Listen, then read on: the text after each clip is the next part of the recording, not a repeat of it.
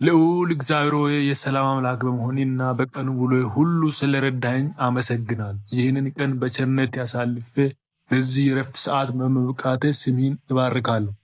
አእምሮዬን ከሚረብሹ ጭንቀቶች ሁሉ አሳርፈው፣ ልቤም በደስታ ይሞላ ዘንድ እለምንሃለሁ። መጽሐፍ ቅዱስ በሰላም እተኛለሁ አንቀላፋለሁም፣ አቤቱ አንተ ብቻዬን በእምነት አሳድረኛል ይላል። መዝሙረ ዳዊት ምዕራፍ 4 ከቁጥር 8 እንደሚል እምነቴን በአንተ ላይ አደርጋለሁ፣ የከበዱኝን ሸክሞች ሁሉ በእግሪ ስር አኖራለሁ። አንተ ስለ እኔ የምታስብ አምላክንና ይህ ምሽት የመታደስና የመለወጥ ይሁንልኝ። በጨለማ ውስጥ ብርሃን የሚሆን ቃሌ በልቤ ውስጥ ይብራ። እንቅልፌን ጣፋጭ መንፈስንም ለነገው አዲስ ቀን የተዘጋጀ አድርጎ የልቤን መሻት ሁሉ ለሰማያዊ አሳልፌ ይሰጥሃለሁ።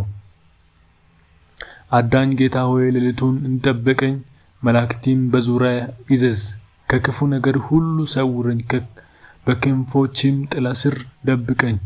ያንተ ጥበቃ ከማንኛውም ዓለማዊ ጋሻ በላይ ነውና የእግዚአብሔር መልአክ የሚፈሩት ዙሪያ ይሰፈራል ያድናቸውማል ይላል ቃሊ መዝሙር 34 ከቁጥር 7 ተብሎ እንደተጻፈ እኔም አንተን መፍራትን በፍቅር ተማምኜ አርፋለሁ።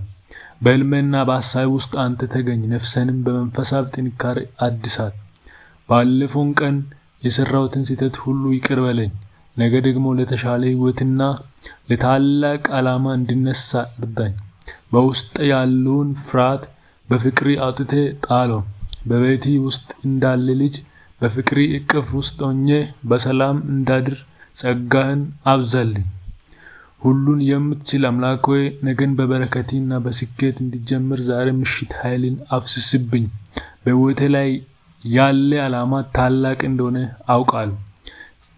ለእናንተ የማስባት ሐሳብ እኔ አውቃለሁ፣ ፍጻሜም ተስፋ ይሰጣቸዋለሁ ዘንድ የሰላም ሐሳብ ነው እንጂ የክፉ ነገር አይደለም። ኤርምያስ ምዕራፍ 29 ቁጥር 11 የሚለው ቃል ለነገ ትልቅ ተስፋ ይሆንልኛል። የነገው ቀን የድል የፍቅርና ለሰዎች በረከት የሚሆንበት ቀን እንዲሆንልኝ አሁኑ ጸልያለሁ። በዙሪያ ያሉትን ወዳጅ ዘመዶች ሁሉ በቸርነቴ አስባቸው። አእምሮዬን በንጹህ ሐሳብ ተሞልቶ መንፈስን በአንተ ታድሶ ለጣቱ ብርሃን አብቃኝ። ምንም እንኳን ዓለም በግርግር በሞላም እኔ ግን በአንተ ጸጥታ ውስጥ አርፋለሁ። ስሚ ዘላለም የተባረከውን በጌታችን በኢየሱስ ስም አሜን።